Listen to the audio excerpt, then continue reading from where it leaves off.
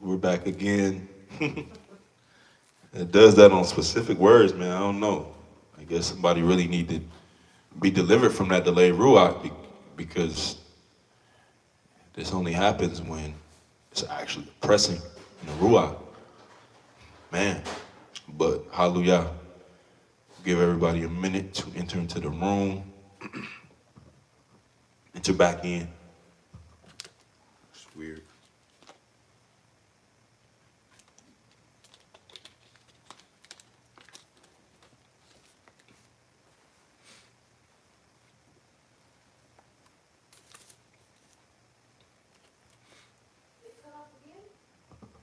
No. Hallelujah. We just waiting for everybody to enter back in. Hallelujah.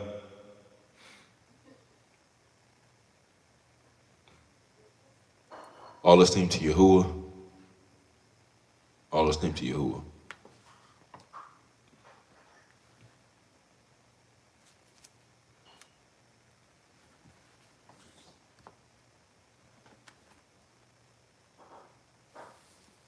Hallelujah. So, okay, let's pick up where we left off. Because, yeah.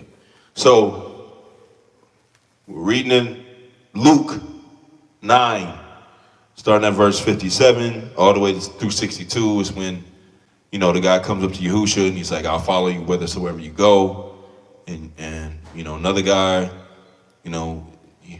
I will follow you, but first let me bury my dead father. And Yahusha's like, yo, let the dead bury their dead. You come and follow me. Another guy's like, listen, I will follow you, but let me bid farewell to my family. And Yahusha just turns and he's like, listen, no man having his hand on the plow and looking back is fit for the kingdom. Basically pointing out the fact that those guys that had excuses, reasons why they would not follow Yahusha, right? They're not physically saying, oh yeah, Yahusha, I'm not going to follow you, but that's basically what they're saying. I have other things that are important. And the Ruach pointed out that that's the idea of delay, right? Because in order to follow Yahusha, you cannot have a delayed Ruach, right? You either are following Yahusha, which again goes back to the Hebrew word halak, which means to be submitted, or watch this, y'all, covered, right? Lamed Kaf is the root letters for that word halak. Hey, Lamed Kaf. So yes, it means to walk, accustom a lifestyle, but it's also, watch this, the idea of a Lamed, authority, calf, right? Palm of hand, covering. So it means to be covered under an authority, to be submitted under an authority that gives you access to that power. Hallelujah. So saying all of this to say, Yahuwah led Yahusha in that moment to use that as a teaching example to show that if you have this idea of delay when it comes to the kingdom of powers, you're not operating in those powers. You can't preach the kingdom of powers, which is ability, and you're not submitted under the power or the authority of the king who's telling you, hey, forget about that, follow me and preach the Basora, right? So again, the overall, and this is basically where we left off, right? The overall idea of delay, you don't physically see the word delay here, right? But you have people telling Yahusha they're not going to follow him, right? They have other things that they're tied to, that they're connected to, that are more important than, apparently, than preaching the Basora. The English word for delay is the act of postponing, hindering or causing something to, watch this, occur more slowly than normal. It's the state of being delayed. So even in the abstract English language, delay is a state of being, right? It's a characteristic. It's a ruach. Now, again, the overall idea of a delayed ruach is literally a mindset that hinders you from walking the path of truth, i.e., following Yahusha. So it takes away you being submitted under that authority. And again, it's in the same family of the word lawaz, which is the word for unbelief, right? a belief that's cut, or excuse me, a power that's cut. Hallelujah. Saying all this to say, when you're not walking or following after Yahusha in his lifestyle, manner, or custom, and you're finding excuses as to why you always can't do something, even if it's, and we use this as an example, going to the store to get a roll of paper towel, right? There's a delay in doing that. 15 minutes late, you're supposed to show up at 10. You showed up at 10:15. Well, that's the idea of a delayed ruach. Because it's an excuse behind it, right? It's something, again, what's the English definition for delay? The act of postponing, hindering, or causing something to occur more slowly than normal. Again, it's a state, a mind state. And your mind is your what? Your ruach, right? Be renewed in the ruach of your mind. So again, the delay ruach is a state of being that people are in that hinders them from walking in powers and ultimately being able to produce the perfect will of Yah. So, Yahusha used this example in Luke 9, which again, we're not going to go back to Luke 9. We are going to go one other place. But Yahusha used this example in Luke 9 as an example to show all of us that the delayed ruach is what will keep us from doing anything in the kingdom, from walking in powers, which is ability, right? So we got to deal with that root, right, of what it actually is, because there is a Hebraic word, but we're gonna let the text speak for us. Hallelujah. So now let's go to Genesis 19.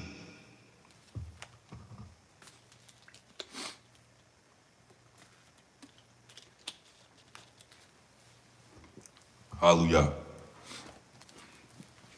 Bereshit, the beginning of the house of powers. Chapter 19. Hallelujah.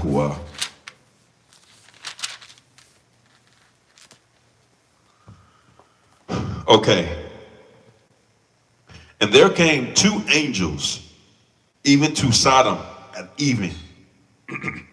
So again, when he's talking about Sodom, he's really talking about Sodom and Amorah, right? Two cities that are like basically like one region, right? And Lot sat in the gate of Sodom. And Lot, seeing them, rose up to meet them. And he bowed himself with his face towards the ground. So understand that the word angel is really the word malak or malakim. So you know what's funny? Same root to the idea of following, lamed kav. Same root to the word malak. But again, it's with a message, right? Hallelujah. Goodness. So saying all that to say, Todah. So saying all that to say, Lot sees these Malakim, and immediately he knows it's Ruach. Immediately he knows it's Yah. He knows that they represent powers, right? So what does he do? He bows himself. He shows that he submitted to that power, right? Lamed Kav. He submitted under that authority. So he bows himself with his face to the ground. Verse 2. And he said, behold, now, my Adonim, my master, turn in, I pray you, into your servant's house and tarry all night and wash your feet. And ye shall rise up early and go on your ways. Watch this though. And they said, nay. They said, nah, we will abide, but we will abide in the street all night.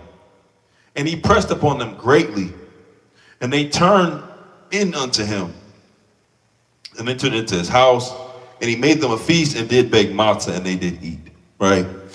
So initially they're like, nah, we here for Ruach business. We about to destroy this city. So I hear what you're saying, but you know, we executing the command. But he begged them too, so they're like, okay.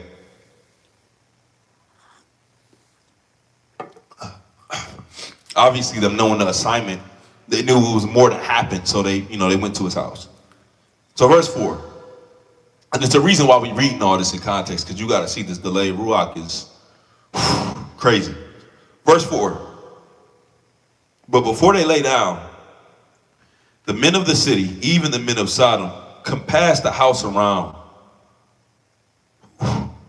both old and young, and all the people from every quarter. And they called unto Lot and said unto him, where are the men which came into you this night? Bring them out unto us, that we may know them. Yes, they wanted to have sex with these Malachim. Sodom was very wicked and demonic. Sodom, like sodomy, yeah. Homosexual city, it was just terrible. It's literally what they was on. So when they said that we may know them, they meant they wanted to have sexual relations with these Malachim, the Yah sent. Watch this, to destroy the city. Wicked. Somebody say wicked. Crazy. So look. And Lot went out at the door unto them, and he shut the door after them. And he said, so he went out real quick, like he heard what they said and was like, hold on, wait a minute. Shut the door after him. And he said, I pray you, brethren, do not do so. Somebody say wickedness. Wickedly. See, even Lot knew. He like, man, y'all fooling. You have no idea. Behold now. But he starts fooling though. Behold now. I have 2 daughters which have not known men. So he's got 2 virgin daughters. Let me, I pray you, bring them out unto you, and you do them as good in your eyes. Oh man, he fooling. So basically, he's like, okay, so don't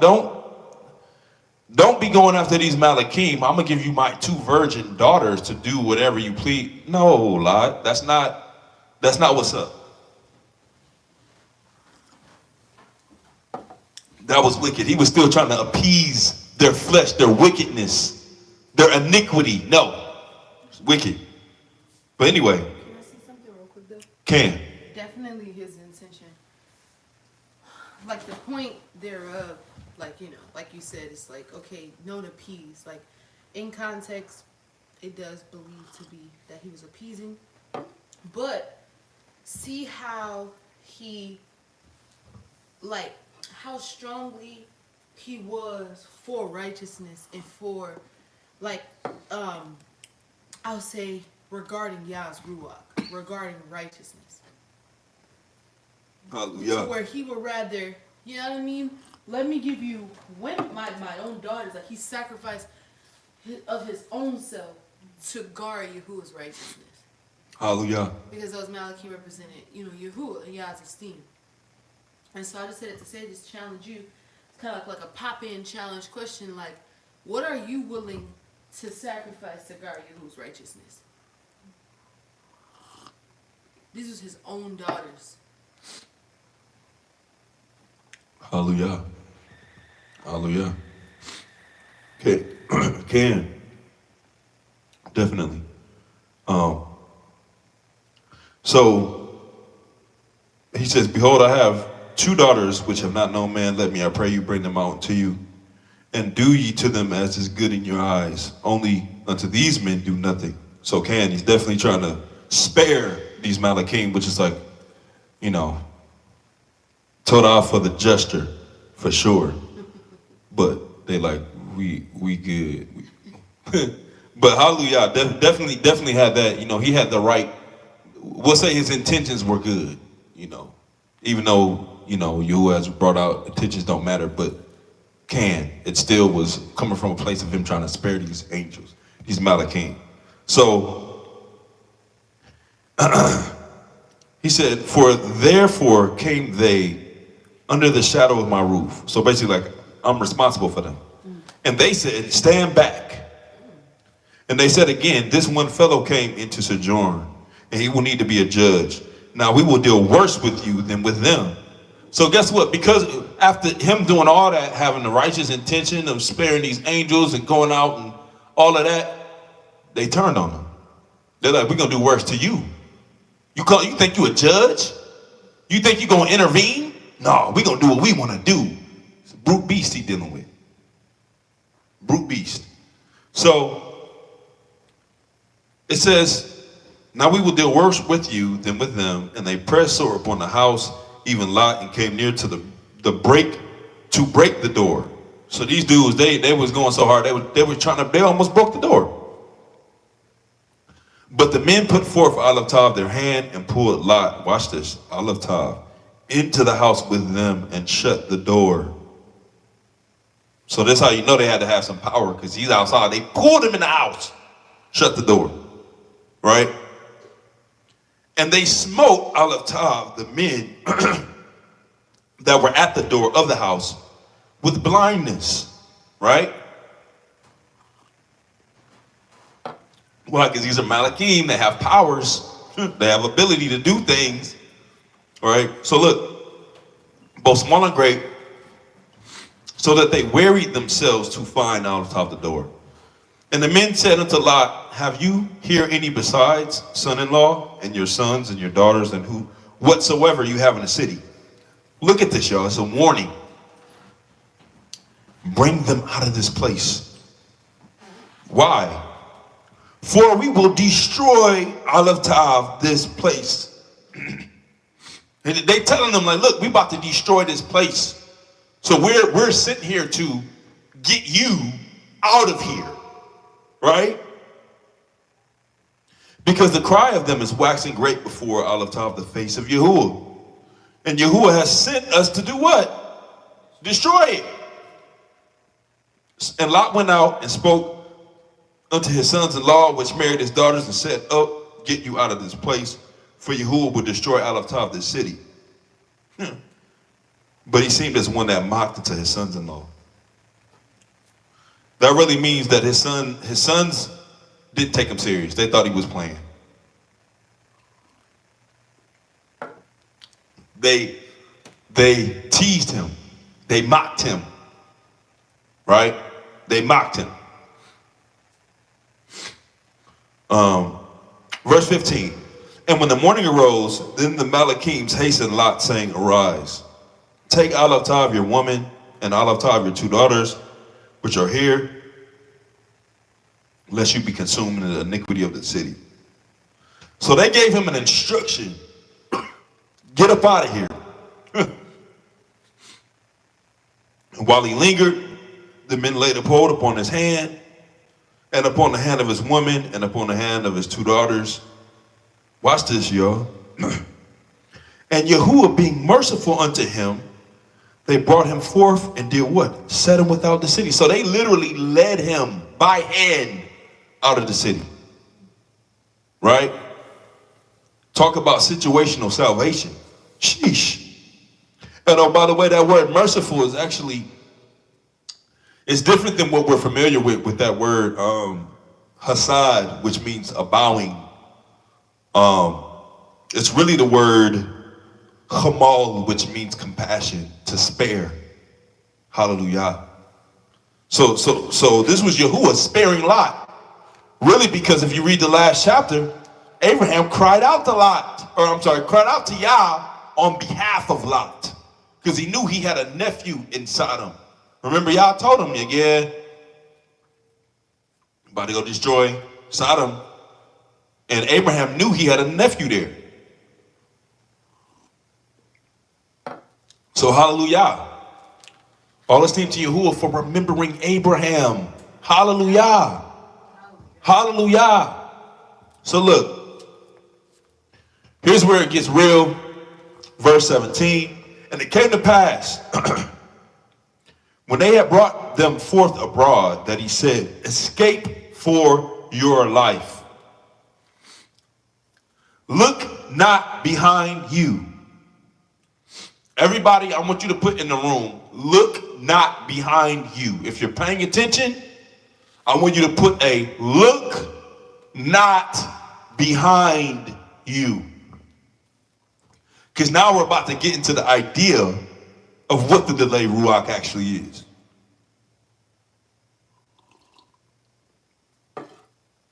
Hallelujah. Put it in the room. Look not behind you. Hallelujah. Look not behind you. Hallelujah.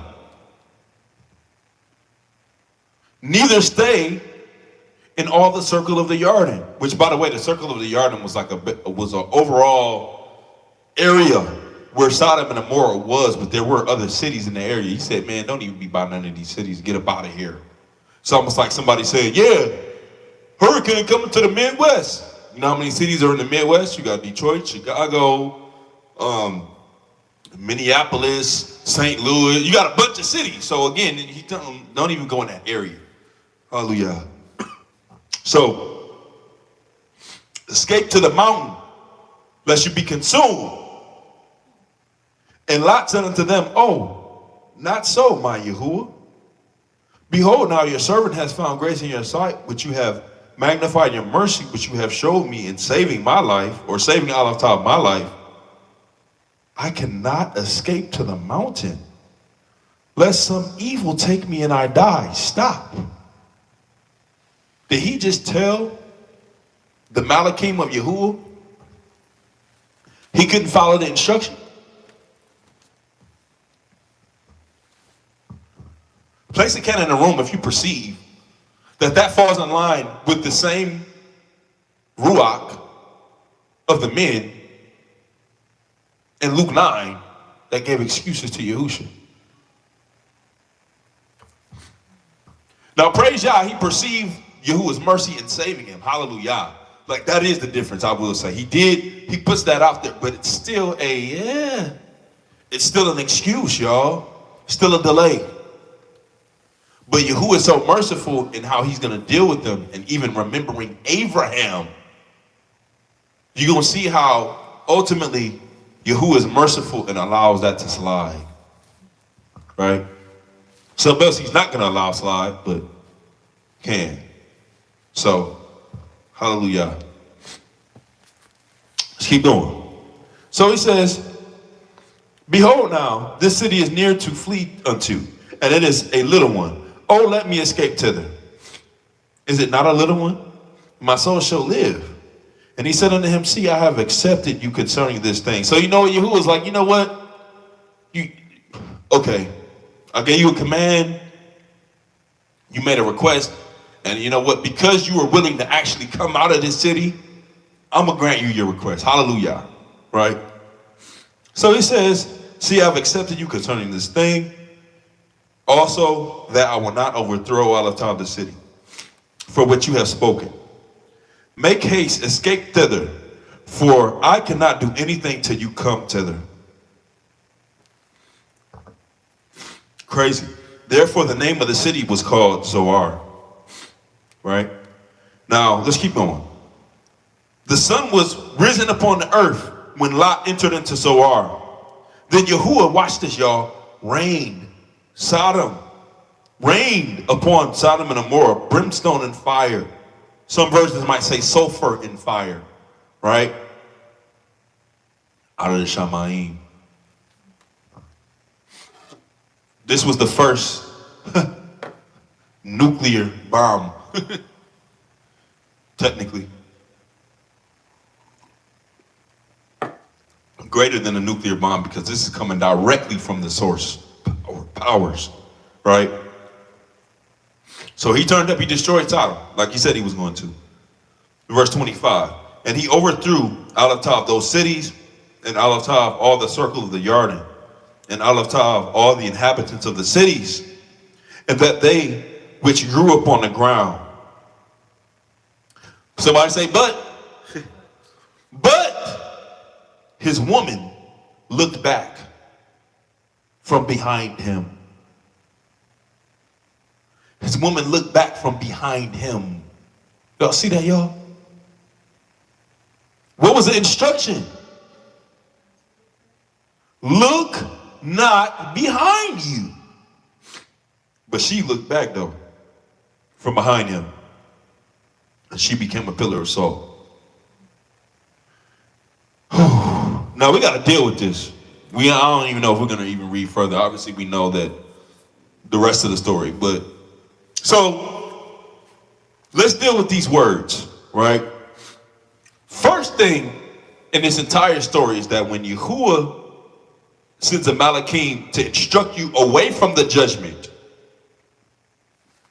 you must follow exactly what is spoken. That's the first thing. Because this is a huge example of situational salvation, right? I'm not going to say the first example because you already, you got Noah and the flood and the ark.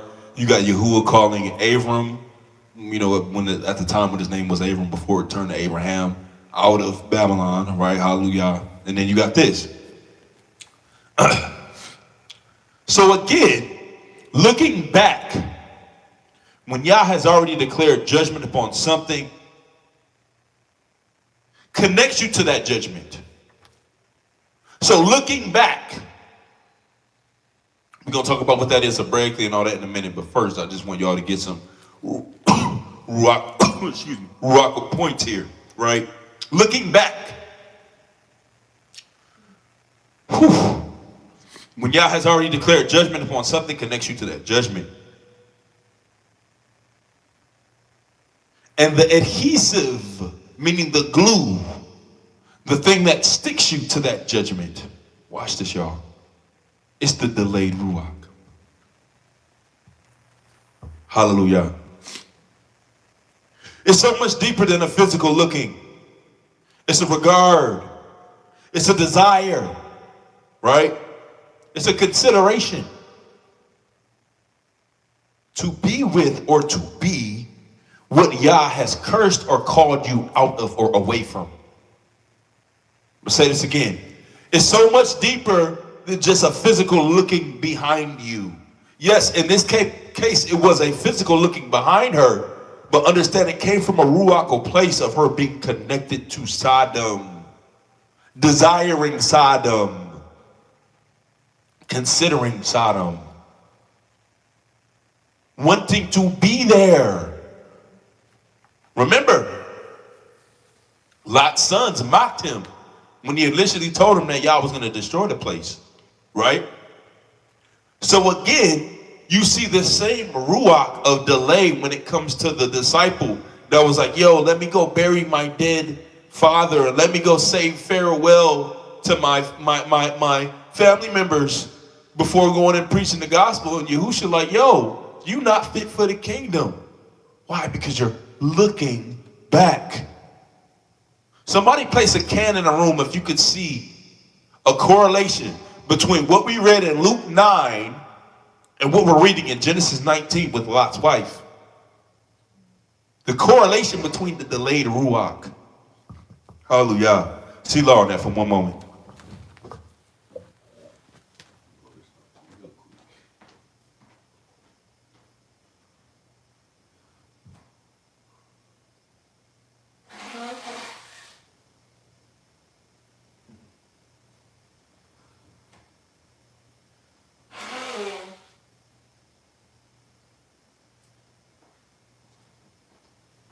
Hallelujah. Because see, it's so much deeper, man. Like it's again, it's so much deeper than that physical looking back. And the reason why I'm saying put a can in the room is because we do this today when Yah gives us commands, when Yah gives us orders, when Yah proves himself to us. And because of not even just necessarily a connection to what Yah has cursed, but I'm even saying not perceiving or receiving what Yah actually has for us. Fear, doubt, and unbelief. We look back. Right? So again, it's a regard, it's a desire, it's a consideration of the past. Right? What is behind us. Not even just physically, but even ruachally. Things we used to be, things we used to do that Yahuwah has called us out of and away from. Right?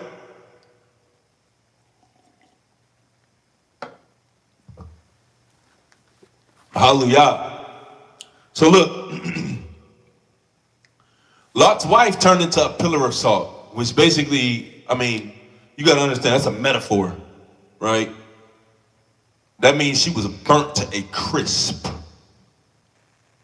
You ever seen a piece of toast in the toaster that you had it you was in there way too long and it was so burnt to a crisp that when the piece of toast popped up out of the toaster, you touched it and it shriveled up.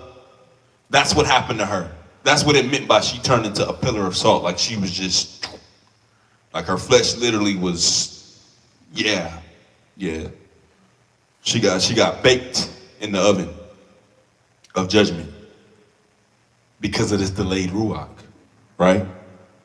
So we got to talk about how Hebraically looking back is deeper than what it means in the English, right? It's all ruachal. Now, obviously, we talk about how things are ruachal and physical. You hear say every word you're gonna hear that. Everything is physical, ruachal, and physical. Hallelujah.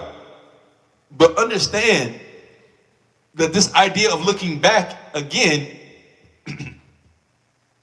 is associated with delay because it's a state of being, a mind state, a ruach, right? So this word look, right? Remember, what was the specific word that Malachim said? He said, look not behind you. Don't look back, right? Don't look, this specific word. So this word look, it's the Hebrew word nuptah, nun bet tet. And it literally means to look, to expect, right? To look, to behold, to consider, to regard, to see. Watch this, to respect. You know what this means when you dive deeper into it, y'all? And I mean, it's not even really like random because we just said see, but it means to perceive. So what the Malachim is really telling Lot and his wife, don't perceive what's behind you. The Malachim gave him this specific command. Really, this is Yahuwah giving this command. Y'all know that, right? That the Malachim was not giving these commands on his own. Like this is Yahuwah speaking through the Malachim. Just like when these words come forth, this isn't Yehuda Hanuk just speaking. This is Yah speaking through these vessels. I'm just a vessel. I'm just a channel. I'm just a tool. Hallelujah. So what he's saying is, yo, do not perceive. And again, he's saying, do not perceive what is behind you.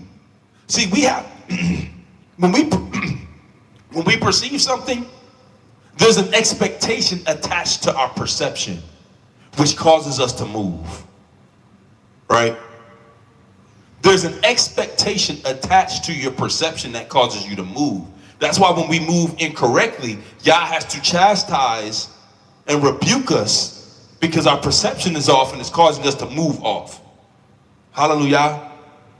So again, Lot's wife perception was directly in rebellion to the command of Abba Yahuwah through the Malachim, because she perceived, watch this, she had a regard for or a looking, an expectation to what was behind her.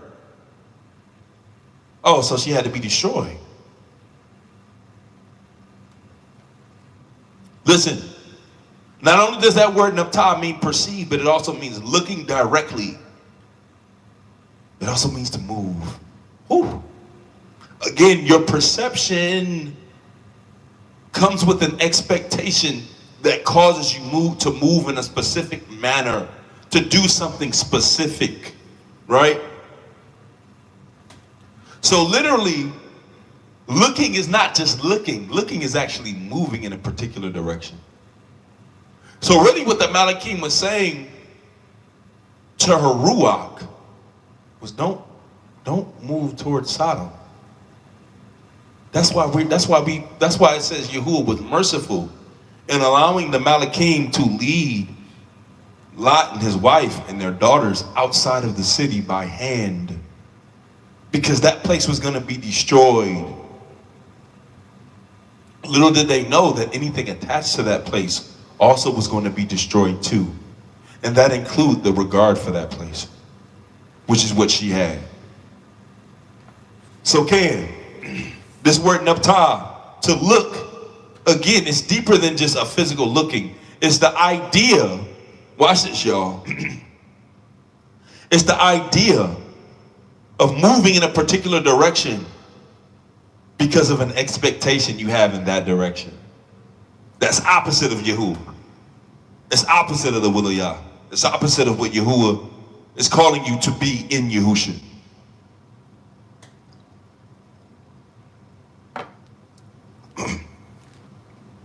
Now look, the specific direction was look not behind. So we just covered the word look, right? The actual concrete functional Hebraic root going back to the Nun Bet Tav, right? Regarding, considering, respecting, perceiving, moving. But let's look at this word behind, because this is so deep. This is, yeah. So this word behind is the Hebrew word ahar, right? Aleph, chet, resh. And it means, watch this, y'all, delay. Back. The idea of being delayed back. Rather than working in the heat of the sun, one waits until the breeze of the day. So again, this root, going back to chet resh, really means to burn, right? Right. The head, the fence wall of separation, the resh, a man's head. So it's really the idea of a man, right, that's outside in the direct sun becoming hot and burning up. Whew. So it's not random that the Malachim said, look not behind, and when Lot's wife looked behind, what happened to her, y'all? She got burnt up. Come on, man. So look, this ahar, so let's talk about how it deals with because really it's the word delay. So it's the word delay, and it literally means to tarry, defer, to slack, continue, delay, hinder, stay, late. This word literally means to lag behind. It's a disarranging and a delaying, being backwards from what Abba Yahuwah has directed and commanded you to do.